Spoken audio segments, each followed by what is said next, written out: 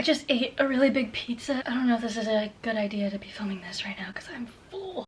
Hey guys, it's Kimberlyn. Welcome back to my channel. A lot of people probably have the New Year's resolution or the goal to start getting into reading. Reading has gotten pretty popular, which is great. People might need some book recommendations for getting into reading. So this is the video if you're looking just for that. But if you are an active reader and you need some sort of recommendation that's simple writing, easy to get through, especially if you're in a book slump, then continue watching this video and maybe you'll find a recommendation here. Keep in mind though that a lot of these books are popular because of BookTok, BookTube, Bookstagram, more directed towards if you're getting into reading. Normally when you want to get into a hobby of something, you're gonna search it up and then you get all of the popular recommendations of it. They're popular for right reasons. I've been on my reading journey for about 1.5 years now, but I really started getting into reading because I started making more book related videos summer of 2023. I actually started my reading journey by reading Colleen Hoover books.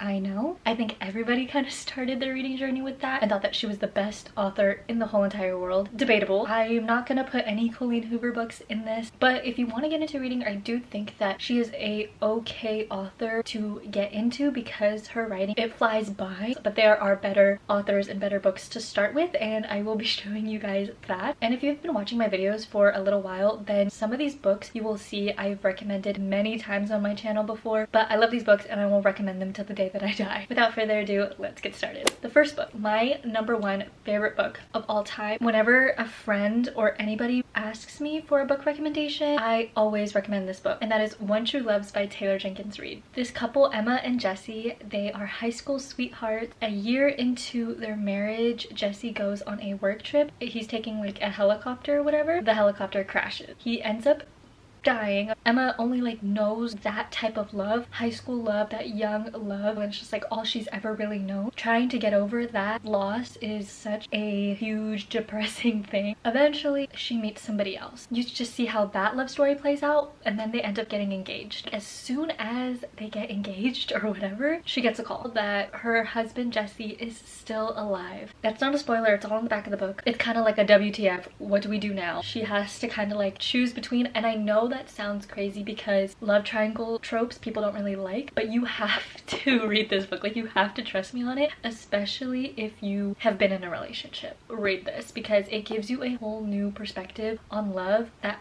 I didn't even realize I might have needed. Not even trying to be dramatic, but I'm so serious. I think about this book every single day. I love this book so much. Not really the plot of it, but the message that it gives. Every time I think about it, I want to start crying. If you love love, read that book. Just take it. Just take it and read it. Moving on. I'm definitely going to recommend an Emily Henry book, and that is Beach Read by Emily Henry. Gus is a literary fiction author and January is a romance author. Completely opposite type of people. January ends up inheriting her father's beach house and she's staying there for the summer while she writes her book that she has the summer to write. She ends up being neighbors with Gus. They have met before back in college. They didn't really like each other, but they're both having writer's block. They strike up a deal to switch genres so they can get more inspiration. That means they're spending a lot more time together. It's just so fun. Summer vibes. The banter in here, unmatched. He literally says to her, "When I watch you sleep, I feel overwhelmed that you exist."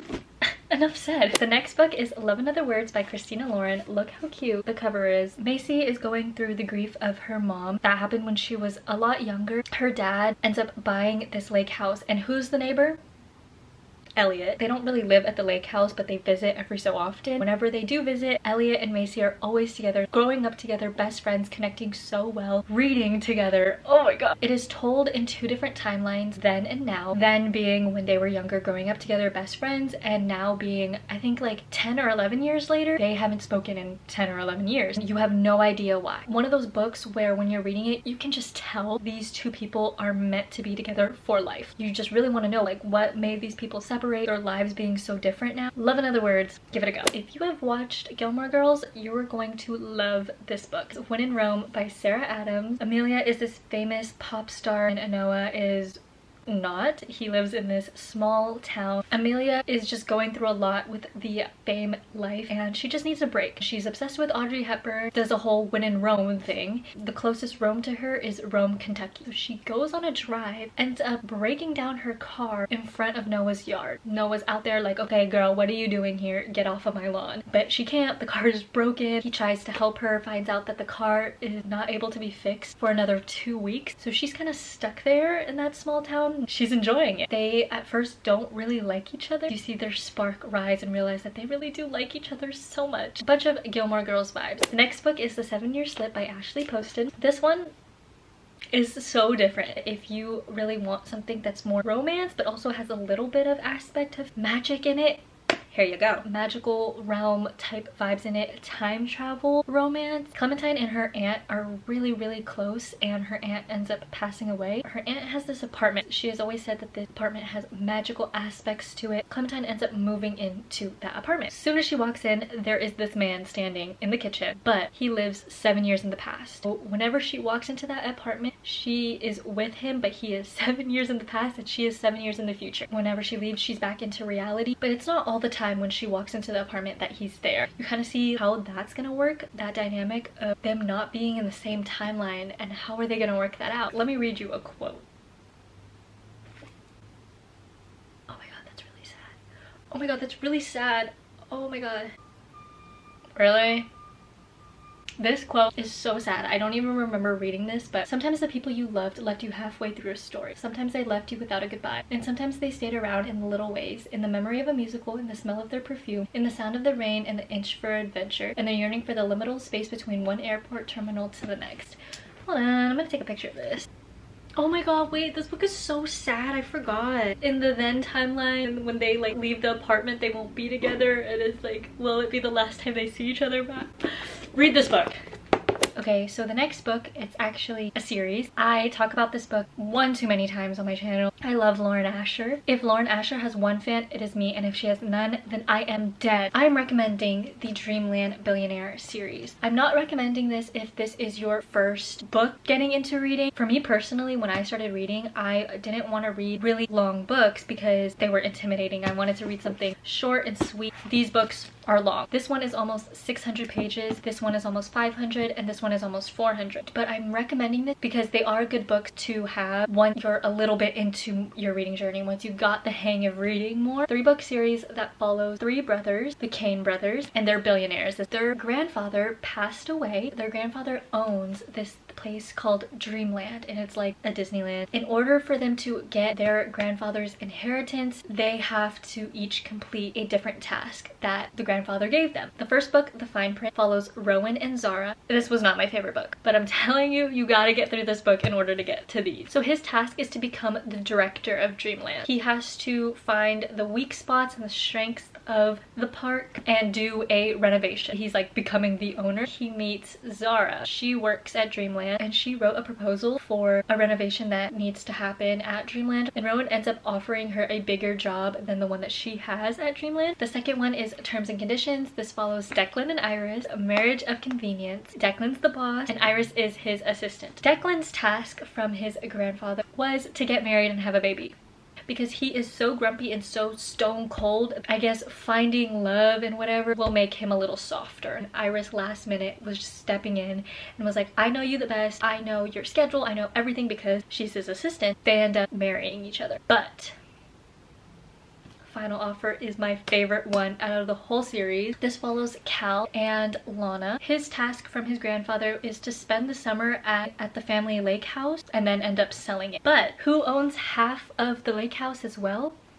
Lana does. They used to also date and they didn't end on good terms. Cal also has a raging alcohol addiction throughout the whole entire book. You see him get over his addiction, push through that, and that, I think that was my favorite part. For some reason, like, I liked seeing his growth. And Lana, one of my favorite female main characters out of every single book that I've ever read. One, she is a single mom. Lana doesn't like Cal because they ended on bad terms because of Cal. She doesn't want to sell the house. I loved this book so much. Definitely recommend this series. We'll never stop talking about it. That is all I have for the romance genre. We are now going to go into a different genre. The next book that's actually like a series that I'm recommending is the Natural series. I only have 3 of the books. I don't have the 4th one. If you like Criminal Minds, you're gonna like this series. So fast, so quick. It follows these group of teens who have natural powers and talents and skills. Somebody can tell when somebody is lying. Someone is a human encyclopedia. Somebody is very good at profiling, which is Cassie, the main character. And like the FBI, I guess, kind of just take them all in. They end up trying to work on cold FBI cases. You just follow through that. So this is the first one, The Natural. Second one, Killer Instinct. And this is the third one, All In. And then the 4th one is Bad Blood. Next is a YA romance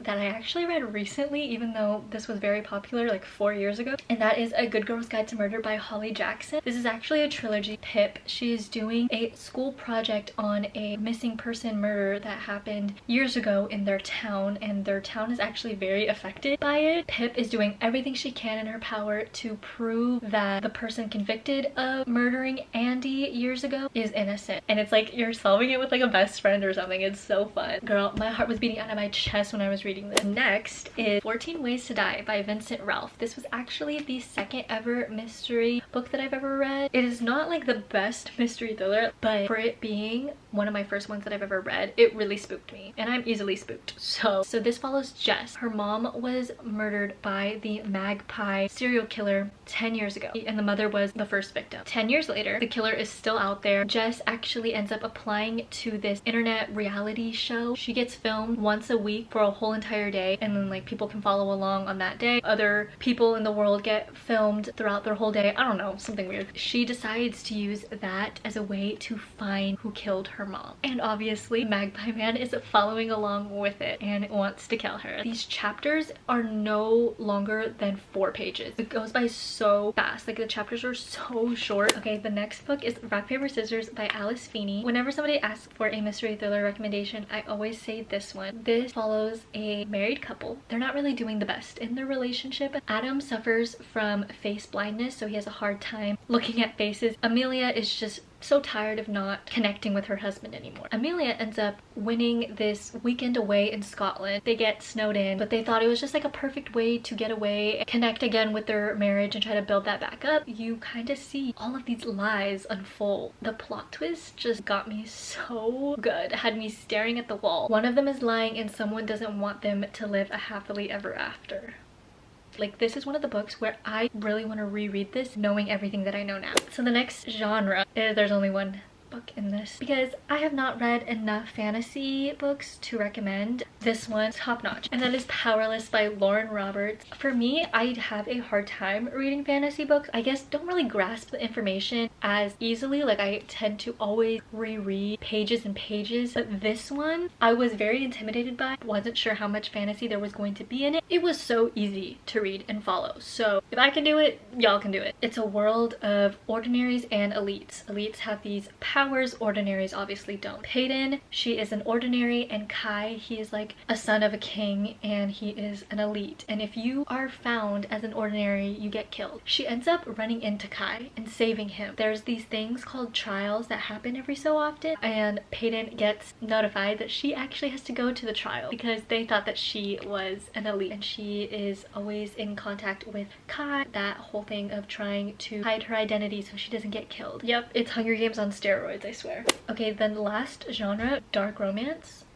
And I only have 2 recommendations for that. But the first one, I don't have the physical copy with me. I read it on my Kindle, and that is the Mindfuck series. So good. It follows Logan and Laura? I forget. She is a serial killer. Logan is a FBI agent who is solving her killings, but he has no idea that it's her. In their relationship, Logan is constantly wanting to get to know more about her, but she is not gonna say anything when he is solving her crimes and everything. He is knowing about her past but has no idea that it's his girlfriend. Search up trigger warnings with that book though. It is a 5-book series. Each book is super short. It's like no longer than 150 pages, maybe even 200 pages. I don't really know. Like one book is like 90 pages. So the last book is another dark romance, and that is Hooked by Emily McIntyre. This is another series, but I've only read the first one. Fairy tale reimaginings, but for the villain of the story. story, their justice story, basically, I guess, their redemption. This one is a Peter Pan retelling following Hook and Wendy. They're a little couple. Dark romance, indeed. It's very easy to read too. For me personally, dark romance is not my thing. That's kind of why I haven't read the rest of the series, but still, nonetheless, I think this is a good starter dark romance. But so those are all the book recommendations for if you are trying to get into reading. I hope you at least have one or kind of can get more of an idea of the type of books that you like. I hope you guys enjoyed this video. Like, comment, subscribe, all of that, and I hopefully will see you guys in the next one.